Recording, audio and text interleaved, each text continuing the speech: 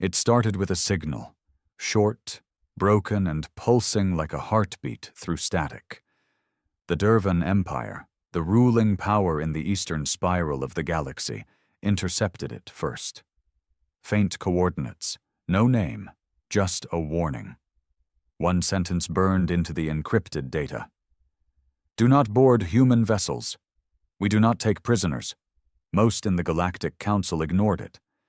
They assumed it was a scare tactic, some primitive warning left behind by a dying species trying to bluff its way out of extinction.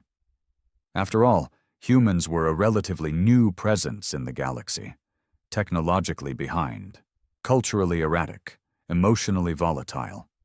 No match for the galactic titans that had ruled for eons.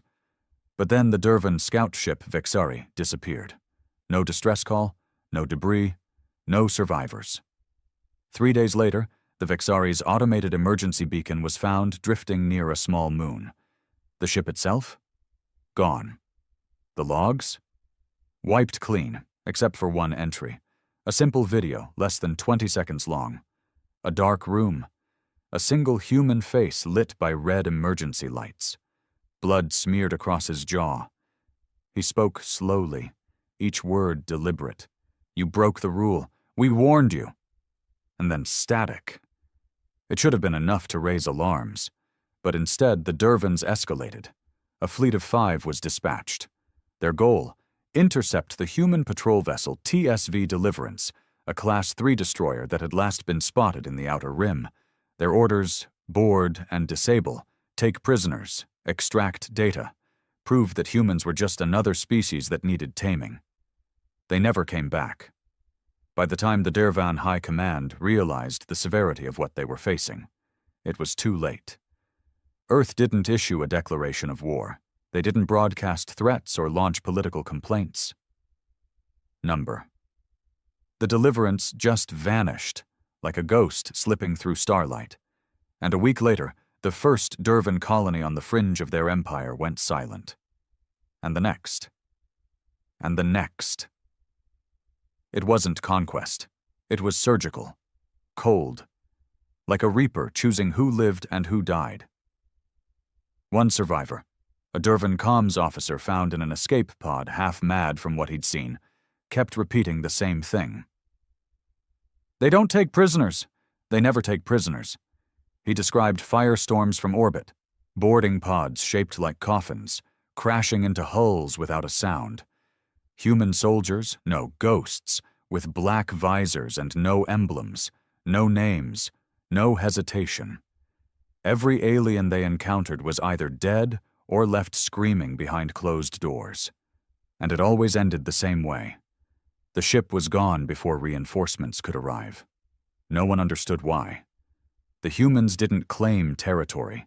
They didn't raise flags. They didn't even send messages. They just punished. Among the galaxy's fringe colonies, a phrase started circulating like wildfire. Never board a human ship. The Dervan Empire, once so sure of its dominance, had no idea what they'd awakened. Because Earth's history wasn't filled with peace treaties and soft diplomacy, it was forged in rebellion, fire, and 1,000 years of wars. Humanity didn't build ships to explore. Not anymore. They built them to hunt, and somewhere in deep space, the TSV Deliverance prepared for its next target. Space is cold. But what moved through it now was colder still, silent, unfeeling, and crafted by hands that had known nothing but war. The TSV Deliverance floated like a shadow just outside the Dervan defense grid, its matte black hull absorbing starlight. No signals, no lights, just a presence, like a held breath before a storm. Inside, Captain Rhea Morgan stood alone on the bridge, staring at the holographic display. A new target had just appeared. Dervan Orbital Outpost Z-19, a relay station housing hundreds of soldiers, scientists, and technicians. A soft ping echoed as the system calculated trajectories and threat probabilities. The AI had already flagged the outpost as vulnerable. Morgan didn't blink. "Mark it." "Yes, Captain," the AI responded. Its voice was eerily calm, emotionless, just the way Earth Command liked it. She pressed a button on her gauntlet. "Wake the Black Unit. Target confirmed." Across the ship, dark pods began to hum. Within each one, a soldier lay in cryo-sleep, encased in armor that fused directly to their nervous systems. The Black Unit wasn't trained. They were engineered. Their minds were wired differently, conditioned not for fear, not for mercy, but for calculated extermination. They'd all seen what happened to the first Earth colony that made contact with the Dervans.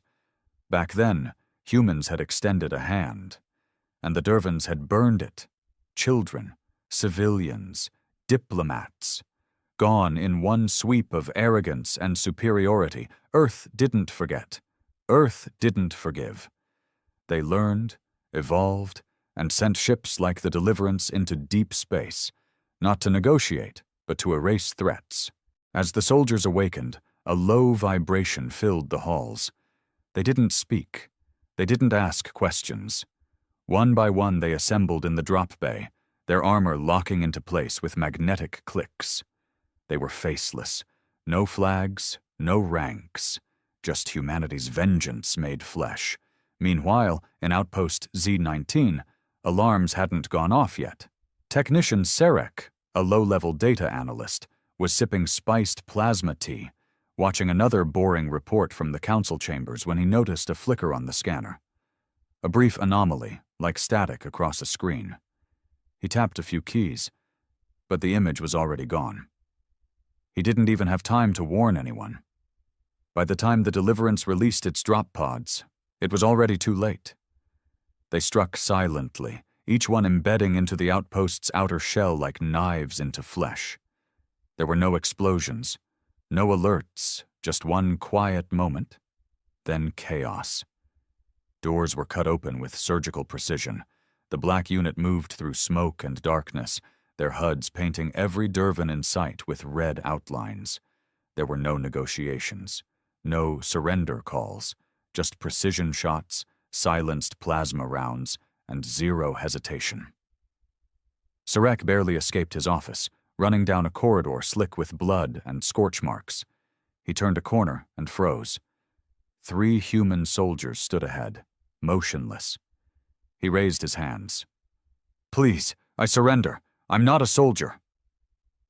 One of the humans turned his head slightly, as if registering the words. Then he raised his weapon. Sarek screamed. 2 hours later, the outpost was silent. The Deliverance extracted the team with 0 losses.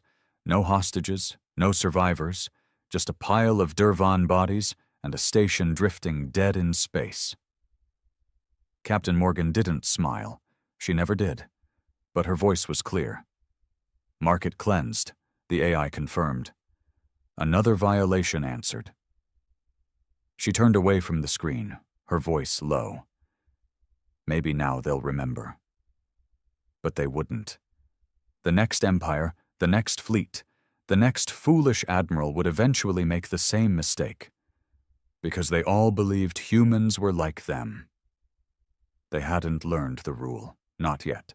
The debrief room aboard the Deliverance was barely lit, cold, and stripped of anything resembling comfort.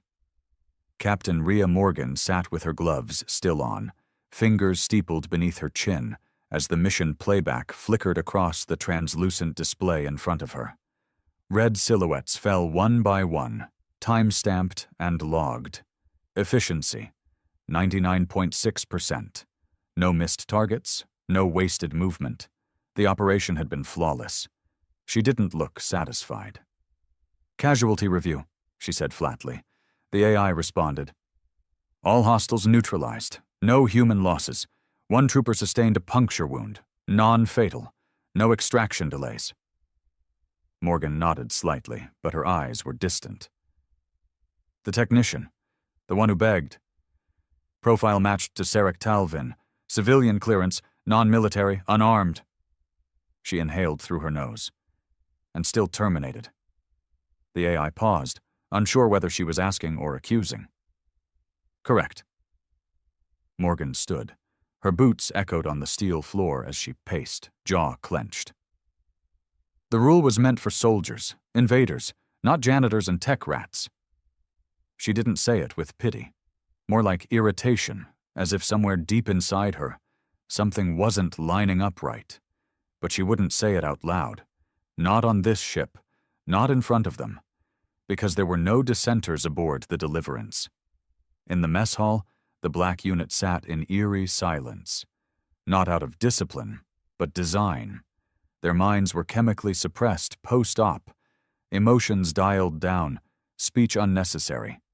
They stared at trays of gray rations without touching them. Among them sat Mason, one of the oldest members, his armor still smudged with ash. Unlike the others, he hadn't jacked out of the combat neural net completely. It left him twitching, fingers tapping the table in rhythmic bursts. He remembered faces, not names, not screams, just flashes, moments that clung to the brain like a bad dream. And one moment had stayed with him, the look on Sarek Talvin's face, the fear, the shaking voice. "I'm not a soldier." Mason knew that wasn't the kind of look you saw from a threat. It was the look of someone who knew he'd been born on the wrong planet. Still, orders were orders. No prisoners. "Next time, don't hesitate." A voice crackled across his helmet from another soldier. "That pause cost us 5 seconds of sector clearance." Mason didn't reply. He just stared down at his hands, flexing them. They didn't feel like his anymore. Back on Dervan Prime, panic was brewing in the council chambers. "They struck Z-19!" one minister shouted, slamming a fist onto the table. "An outpost with no strategic value. They're not fighting a war, they're sending messages." "No," the High Commander corrected coldly. "They're enforcing one." He gestured, and the room dimmed as holographic footage flickered to life. Security camera fragments, corrupted and jittering with static, showed flashes of black armored soldiers gliding through smoke-filled corridors like ghosts. One clip showed a group of Dervan guards lowering their weapons, hands raised, and getting dropped anyway. The humans don't want surrender. They want certainty, fear. They want us to never forget the cost of stepping foot on their vessels. There was silence. A young councilwoman, fresh-faced and idealistic, whispered, "But they're monsters." "No," the commander said, eyes narrowed. "They're what we made them." The room went cold. That truth had become harder to ignore. Humanity had once offered peace, trade, even alliance. But when Dervan warships glassed their outer colonies just to flex dominance, it wasn't the humans who declared war. It was the humans who promised revenge. Quietly, efficiently, with no court, no trial, just a single deadly promise: don't board our ships. Back aboard the Deliverance, Rhea Morgan stood in her private quarters, staring at the only personal item she allowed herself. An old photo of her brother, Theo. He had been stationed on Nova Espera, the Earth colony that was the first to be wiped out during initial contact with the Dervans. He wasn't even a soldier, just a mechanic. She remembered how Earth Command had sent diplomats after that. Talks, apologies, pleas, and the Dervans had laughed, so Morgan volunteered for command.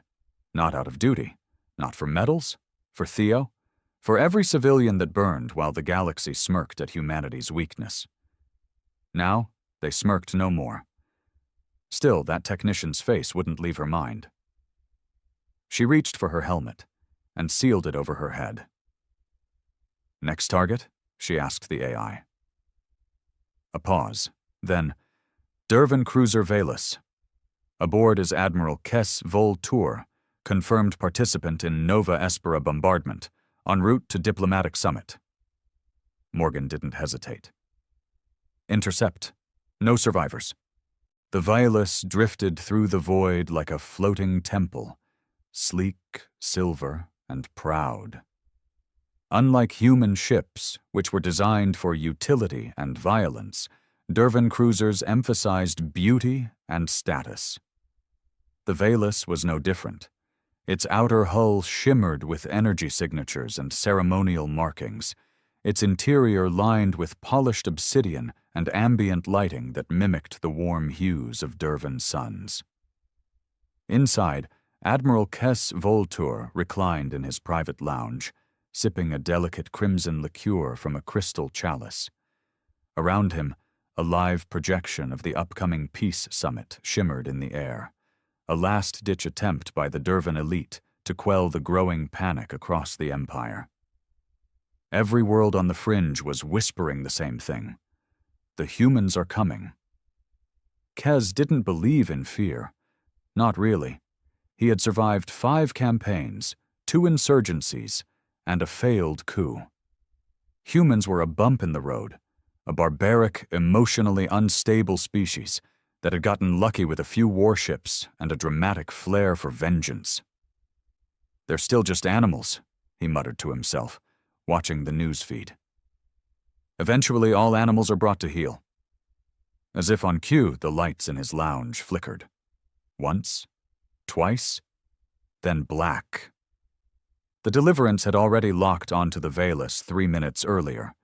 It approached with no lights, no engine burn, a drifting shadow. The kind of thing most long-range scanners wouldn't even register until it was far too late. It punctured the Valus's perimeter shield with a silent EMP burst, knocking out power and communications in seconds. Rhea Morgan stood in the deployment chamber as the black unit prepared. This time she joined them. Her armor hissed as it sealed, matte gray with a single red line down the spine, a mark worn only by captains who had chosen to fight beside their soldiers. Her face disappeared behind the visor, and with it, the last shred of her hesitation. "Objectives?" Mason asked through the neural link. "Terminate all bridge personnel. Confirm kill on Kes Voltur. Leave the ship in orbit for the Council to find." He nodded. "Confirmed. Execute." The breach was perfect. 4 pods struck the Valus in synchronized waves, cutting clean through its elegant hull. Dervan security forces scrambled in confusion, half blinded by darkness, their stun rifles useless against a threat they couldn't see. The black unit moved like death incarnate. No warnings. No quarter. In the command deck, Kes Voltur had finally grabbed his comlink, but all he could hear was static. Then boots, heavy, deliberate, echoed behind him. He turned. A human. Fully armored. Visor down. Silent. And then the Admiral realized. No guards, no alarms, no chance. He opened his mouth to beg. The soldier raised a weapon. Rhea Morgan watched it happen through the squad's live feed. She didn't flinch. She didn't blink. Just another ghost added to the void. The mission was complete in 7 minutes and 24 seconds. No Dervan survivors. The ship was left drifting, its hull scarred with carbon burns and blood trails. The Deliverance retreated without a trace, silent as always. The next morning, the Dervan Council received a priority distress beacon from the Valus. They played it on the central display. The feed showed the bridge. Bodies everywhere. The Admiral's lifeless form slumped over the navigation controls. And then, as if on cue, the recording glitched. A shadow moved across the screen. A flicker. Then a human face appeared. Not helmeted, not hidden. Captain Rhea Morgan. Expression cold, voice even colder. "We remember Nova Espera, and then black. Nothing else." In the council chamber, panic turned to open dread. The youngest minister stood slowly. "We have to stop this. This isn't war. This is annihilation." "They don't want our territory," the High Commander muttered, rubbing his temples. "They don't want our surrender. They want to make sure we never even think of touching their ships again. But we already made peace overtures. Too late." Outside the chamber, thousands protested, demanding answers. Inside, a much quieter fear was spreading like a virus through the highest echelons of Dervan Command. What if humanity didn't stop? Back aboard the Deliverance, Rhea removed her helmet in silence. She stared out at the stars, but her reflection was the only thing she saw. Older, colder, and no closer to peace. "You did it," the AI said. "Volter is dead." She nodded but said nothing. "New orders?" She hesitated for the first time in a long while. "Not yet," she whispered. "Let them breathe. Let them look at his body floating in space. Let them think." The AI paused. "And when they forget again?" Morgan's eyes narrowed. "Then we remind them." The Valus was a floating marvel of Dervan engineering, its hull seamless and adorned with emblems of conquest, a ship not built for stealth or survival, but for status. It shimmered in orbit above the moon of Edrak Tau, broadcasting signals of peace as it prepared to attend the upcoming summit. Inside, nobles and military elites floated in zero-gravity chambers, their laughter loud, their arrogance louder. Admiral Kes Voltur, architect of Nova Espera's obliteration, stood at the helm. He looked out over the starlit expanse, voice smooth, confident. "Send word to the summit. The great Kes Voltur arrives in 4 rotations. Prepare the banners and the blood wine." His officers chuckled. Behind them, a young comms specialist noticed something odd on her screen. A gravitational ripple, faint and irregular, like the pull of something large moving fast without propulsion. Her eyes widened. "Admiral, there's—" She didn't finish. The lights cut out. The ship groaned, a low, predatory sound, like metal being dragged across bone. From the cold nothingness the Deliverance struck. It didn't fire, it didn't warn. Instead it landed, attached to the Valus like a parasite, hacking its systems and pumping a tailored electromagnetic virus straight into its nervous system. Lights died, shields collapsed, airlocks seized open. Rhea Morgan watched the chaos unfold from her command seat. Her voice was sharp. "Breaching team, on me! We take the bridge!" For the first time in years, she would step foot on an enemy vessel, not for strategy, but for justice. Her unit moved without fear, silent shadows gliding through frozen hallways. Dervan nobles screamed as emergency bulkheads failed, their luxury cabins exposed to vacuum and death. In 30 seconds, half the ship was compromised. Mason, moving ahead of the captain, knifed through a squad of panicked officers who barely raised their weapons. It wasn't a fight. It was a warning written in blood. On the bridge, Kes Voltur stood paralyzed. His personal guards were gone, either dead or disabled in the initial surge. All that remained was the growing sound of boots. Slow, heavy, unstoppable. He turned to flee, but the door opened before he reached it. There she was, Rhea Morgan, her armor scarred, her presence like a storm bound in steel. She stepped in, flanked by 4 silent soldiers, rifles raised. Volter backed away, voice trembling. I was invited to the summit. I am under diplomatic protection." Rhea said nothing. She raised a hand. One of her soldiers tossed something across the floor. It bounced twice, then stopped near his boots. A data pad. On it was a loop of old, grainy footage. Nova Espera. His ships firing, children running, structures collapsing in fire. He looked up. Those orders were strategic. The colony. You bombed a school first, Rhea said. His face twitched. It was to make a point. You humans needed to be... Her plasma round hit him square in the chest, cutting off the sentence. No speeches, no mercy, only silence. They left the Valus intact, mostly. Bodies slumped in every corridor. The ship drifted without navigation. A ghost vessel. Morgan had ordered the drive disabled, but the life support left active. Let the Dervans retrieve it, let them see, let them carry their failure back home in a gilded coffin. News of the Vilus's fate shattered Dervan morale. An entire flagship. Gone. Its admiral executed. Its highborn passengers reduced to floating corpses in their ceremonial robes. No ransom, no message. Just another ship that broke the rule.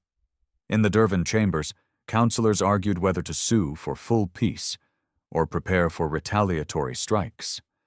But their fleets hesitated, because retaliation meant boarding, and boarding meant war with a species that had only one rule: you don't step foot on a human ship. Back aboard the Deliverance, Rhea Morgan stood alone at her viewing port. She didn't take satisfaction in the kill. Not anymore. That part of her had died with her brother, with Nova Espera, with every peace treaty Earth had ever tried to sign in good faith. AI, she muttered, voice low. Are they getting the message? The ship answered, cold and logical. There has been no Dervan approach within Earth-flagged sectors for 97 days. She nodded, then whispered, more to herself than anyone else, but it only takes one to forget. The Valus's drifting wreckage was discovered 2 days later by a Dervan scout vessel. The visuals were transmitted back to the core systems, broadcast without filter across every sector still loyal to the Empire. What they saw was not a battlefield. It was a slaughterhouse. Silent. Unchallenged. Precise. The Admiral's corpse floated, half-charred, his mouth still open as if caught mid-plea. Beside him, etched in plasma on the central bridge wall, was a simple phrase burned into the steel. This is what happens when you board a human ship. The message struck deeper than any weapon. Within hours, panic rippled through Dervan military outposts. Captains began hesitating before patrols. Some even refused to enter human-adjacent space altogether. The fear wasn't of war. It was of disappearing, of being marked, boarded, and erased like the crew of the Velus. The rule was no longer whispered. It was carved in legend. Human ships don't take prisoners. On the Deliverance, Rhea Morgan stood in the observation deck, a dark cup of synthetic coffee in her gloved hands. She wasn't resting. She hadn't really rested in years, but she was still. A storm waiting to move. Behind her, Mason approached quietly. "We got a ping," he said, voice grim. She didn't ask for details yet. Just waited. Small Dervan cutter intercepted a refugee vessel. Human signatures aboard. They pulled 6 survivors from the wreck and took them prisoner, alive. Her jaw tightened. Location? Outer Rim, Kasari Belt. Too far for official response. That last part was key. Official response meant diplomacy. They weren't diplomatic anymore. "Prep the team," she said. "They took prisoners. That means they broke the rule." Mason didn't smile, but his eyes hardened. "They're not going to see us coming." They never do.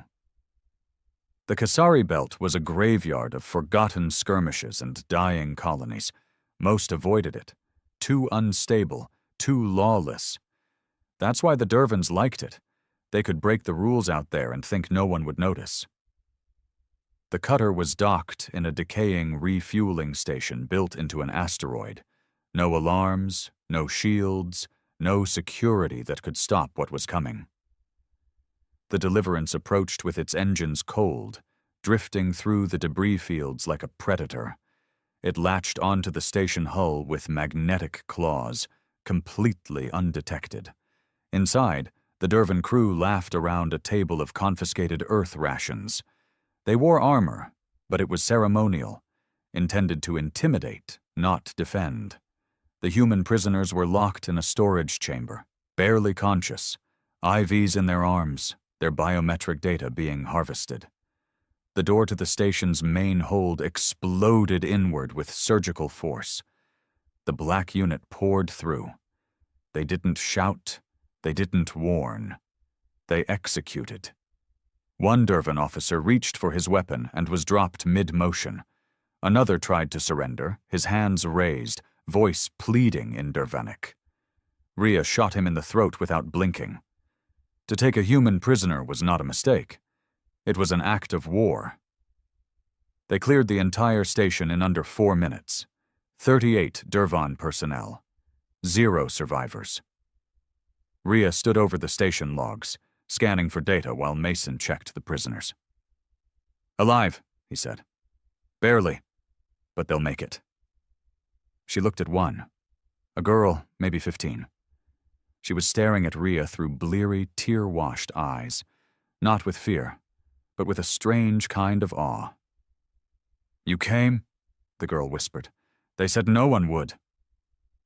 Rhea crouched down slowly, removed her helmet. Her hair clung to her skin, matted with sweat. Her eyes, tired but still burning. "We always come," she said. The girl reached out, touching the sigil on Rhea's chest plate. "Why?" Rhea didn't answer right away. She stood, looking back toward the silent carnage they left behind. "Because once, no one came for us." In the next Dervan war room, the reports came in faster than they could be buried. Another station gone. Another crew erased. Human prisoners recovered. All Dervan lives lost. But this time, there was no video message, no spoken threat, just one thing carved into the station's inner wall, same as before. "This is your second warning." A chilling realization dawned on the War Council. Humans weren't just fighting anymore. They were enforcing, policing a single brutal law in the dark corners of space. A law born from trauma and carried by wrath. One commander stood up, trembling. "How many warnings do we get?" No one answered, because deep down they already knew. There wouldn't be a third. Word of the Kasari incident spread faster than official channels could contain it. Refugees whispered it first, then smugglers, then Outer Rim miners who'd seen the aftermath with their own eyes. The message was always the same. The humans are watching. They never forget. They never forgive. The Dervan Empire scrambled to regain control of the narrative. They issued statements calling the deliverance a rogue element, disavowed the actions at Nova Espera, and pledged deep regret for the breakdown in diplomacy. But it was too late. The fear was in their bones now. No amount of press conferences could scrub the sight of the Velas or the Kasari refueling station from their minds. These weren't just stories anymore. They were warnings, passed from captain to captain like contraband. And somewhere in the black, Rhea Morgan watched them all. The deliverance drifted above a barren moon now, hidden behind its magnetic storms. Inside, Rhea sat across from the girl they had rescued. Her name was Kyla, her cheeks still hollow, skin still pale from starvation, but the strength in her eyes was returning. Rhea passed her a nutrient bar. "You need to eat more." Kayla took it, nodded, then paused. "Do you always come for people like me?" "Not always in time," Rhea said, "but when we hear, we don't ask questions." Kayla looked down, ashamed. "They didn't even want anything from us. We were just human," Rhea said, cutting her off. "That's all it takes." Kayla blinked. Why do they hate us so much? Rhea leaned back, eyes fixed on the metal ceiling above them. "Because we're hard to kill," she murmured. "Because we don't forget who drew first blood. And because once we tried to make peace. And they taught us that mercy was weakness." Later that day, a new signal came in. Encrypted, human-flagged, but not military. Civilian colony, Bastion's Hollow, an unarmed settlement on the border of Dervan-patrolled space. Population 3,000. Their message was brief and trembling. "Dervan scout ships spotted. They scanned our power grid, our shields. They didn't answer our hails. We don't think it's a coincidence." They weren't asking for help. They were saying goodbye. Rhea stood at the center of the command deck, fingers clenched into fists. "We're not letting another Nova Espera happen. Mason turned toward her. "It's not a military target. There's no tactical gain." "I don't give a damn about tactics," she said. "If they're probing colonies again, they're testing our threshold, seeing how far they can go before we stop responding." She walked over to the map projection and pointed. "Then we show them the threshold is 0. We move now." The Deliverance jumped into Bastion's orbit 6 hours later. Quiet. Watchful. At first the colony was stunned, then grateful. Their people lined rooftops, cheering silently through visors and windows. But Rhea didn't respond to the crowd. She looked toward the edge of the system. There, blinking faintly, was a Dervan recon vessel. No weapons, just a long-range probe ship designed for intelligence gathering. It was staying just outside missile range, testing them. Rhea nodded to Mason. "Send them a message." He tapped into the frequency and waited. Rhea spoke clearly. "You've entered proximity space of a protected human colony. Leave now or be boarded." Silence, then laughter. The Dervan captain's voice was smug. "You wouldn't attack a diplomatic scout vessel. That would be an escalation." Rhea's face didn't move. "You escalated when you scanned civilian shield frequencies." He kept pushing. "We have rights under Galactic Treaty 4019. She cut the channel. "Board it," she said. "Now." The Deliverance hit the scout ship like a thunderbolt. It disabled engines, cracked open the hull with a boarding spike, and poured Marines inside like floodwater. Within 3 minutes, the Dervan crew was neutralized. There were no survivors, no ransom, no explanation. When the Dervan Empire demanded answers, Earth's response was a 3-word transmission. They broke rule. It was official now, a doctrine, not just a legend. Human ships don't take prisoners. Human colonies aren't touched. And anyone who violates that law won't live to explain why. The silence that followed Bastion's hollow wasn't peace. It was fear. Across the galactic map, Dervan scout ships began quietly withdrawing from human borders. Patrols pulled back. Dervan merchants canceled trade runs. Even black market slavers, once bold enough to hover near Earth colonies under the false protection of gray zone treaties, disappeared. But fear doesn't always breed obedience. Sometimes it mutates into something far worse. In the depths of the Dervan Empire, voices began to rise. Old voices, the kind that believed in domination, not diplomacy. These weren't generals or politicians. They were warlords, wounded aristocrats whose fleets had shrunk since the treaty, whose power had waned under peace. And now they saw an opportunity.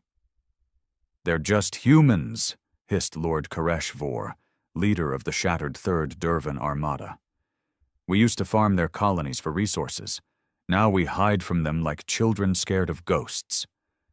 Another voice added, "They enforce this rule like a religion. No judge, no trial, only death." "They think they are gods," Vor growled. "Let's remind them they bleed like the rest of us." It wasn't an official declaration. It was worse. It was unofficial rebellion, and those were the hardest to predict. Back on the Deliverance, the crew intercepted a chilling message. It hadn't been meant for them. It was leaked from a hacked Dervan communication node. A name they hadn't heard in a while resurfaced. HFY War. Rhea stood over the decrypted feed, her expression hardening with every word. "Not an empire anymore. It's a graveyard of fear. But we will walk on human skulls before we kneel again." Mason frowned. "We lost half our colony war dead to that butcher. Didn't think he had the guts to come back." "He doesn't," Rhea muttered. "But maybe he doesn't care anymore." The message ended with coordinates. A fringe colony. Small. No defenses. Vor was hunting again. When they arrived at Delphara 7, the sky was already bleeding. Smoke rose in black plumes from the valley, structures in ruin, civilian comms silent. The Deliverance had entered too late for prevention, but not too late for punishment. Ria's voice cracked through the comms. "No survivors on the ground. Scans show Dervan carriers still in orbit. It's him." She stared at the main vessel, a bloated, archaic war barge known as the Dreadfire. An old beast, scarred from battles long past, its hull patched with stolen tech. "Then we do it loud," Mason said. But Ria shook her head. "Number, we do it like they did it to us. Slowly, personally. The Deliverance didn't attack from orbit. It docked, right on top of the Dreadfire's forward hull. The Dervans didn't even have time to react. One moment they were celebrating their victory, laughing, drunk on conquest. Then the hull screamed, and the oxygen started bleeding out. Ria led the assault herself.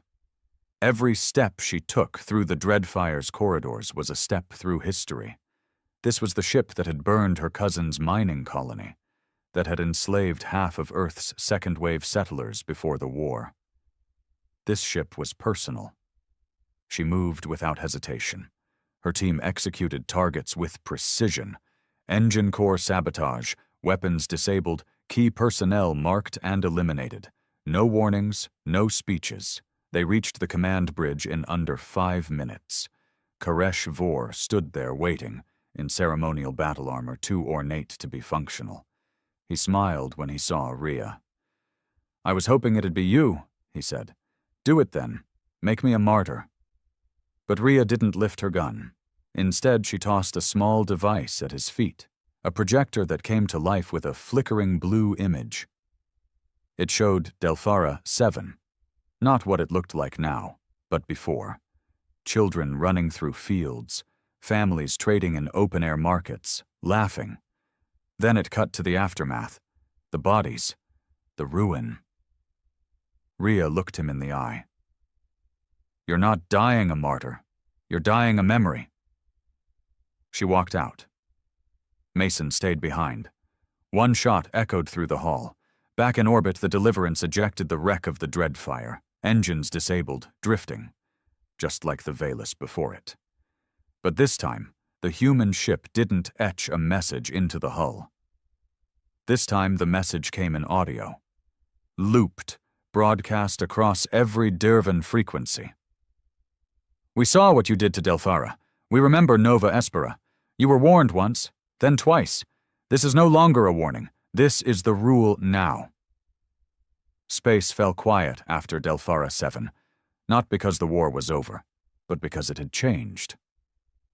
The Dervan Empire, once confident in its machines, its treaties, its history of subjugation, was unraveling under the pressure of something it had never truly understood: human rage with memory. No headlines, no heroic parades, just a string of ships left floating in the dark, each one a tomb, each one a sermon. On the outer rim, smugglers stopped running human cargo. Too dangerous. You didn't just risk legal trouble, you risked never being seen again. Independent worlds posted makeshift banners on their spaceports that read, "No prisoners here, humans welcome." But Earth said nothing. The Terran Accord remained officially silent. They didn't deny the Deliverance existed. They just never acknowledged it either, because they didn't need to. Ria stood alone in the ship's observation deck, watching a small blue planet spin slowly below. It wasn't Earth, just another border colony that had requested a silent patrol sweep. Standard now, whenever a Dervan fleet was reported in a neighboring system. She didn't mind the quiet. She'd learned to live in it, move in it, kill in it. Kayla entered quietly behind her. The girl no longer looked fragile. She wore lightweight recon armor now. Standard issue. Not because she was a soldier, but because she insisted on helping. She'd mapped 3 Dervan outposts for the Black Unit already. Ria didn't turn around, but she felt her presence. "You should be sleeping." Kyla stepped beside her, crossing her arms. "I had a dream." "About Delphara?" "No," she said. "About Earth. About what it must have been like before all of this. Before the war. When the rule wasn't a rule yet." Ria sighed, her voice lower now. It wasn't peace. It was just waiting. Waiting for someone to betray the silence. Kayla looked up at her. And when it happened, we didn't make laws, we made examples. That's the only language they understand out here. There was a pause. Then Kyla asked softly, "Does it ever get easier?" Rhea turned to her. "What?" "Knowing that you're not here to save people anymore, that you're just here to make others afraid of trying." Rhea stared at her long and hard, not angry, just honest. That is saving them. News reached them from high command, unofficial, as usual. A new Dervan faction had declared independence from the Empire. They called themselves the Compliant. Their first order of business was signing a non-aggression pact with human space, unsolicited, unnegotiated, just signed and transmitted. The Empire didn't denounce them, because the Empire was bleeding, not from bombs or invasions, but from disobedience born of terror. Each time a Dervan captain made the decision to withdraw rather than engage, the rule was reinforced. Each time a Dervan colony posted that no humans would be detained, it grew. It wasn't a legend anymore, it was doctrine. In time, a plaque was installed on Earth's orbital defense ring. No names, no ceremony, just a sentence in 37 languages. No matter where you go, no matter what you think, if you harm a human and live to boast, you didn't do it near one of our ships. And beneath that, human ships don't take prisoners. Years later, in a Dervan academy deep in the core systems, a professor whispered to his class, "There was once a time when we ruled the edge of the galaxy." He paused. "But then we boarded a ship called the Deliverance, and history stopped being written by the powerful." A student raised her hand. "Is the rule still enforced?" The professor leaned closer and answered quietly, "Only if you're foolish enough to test it."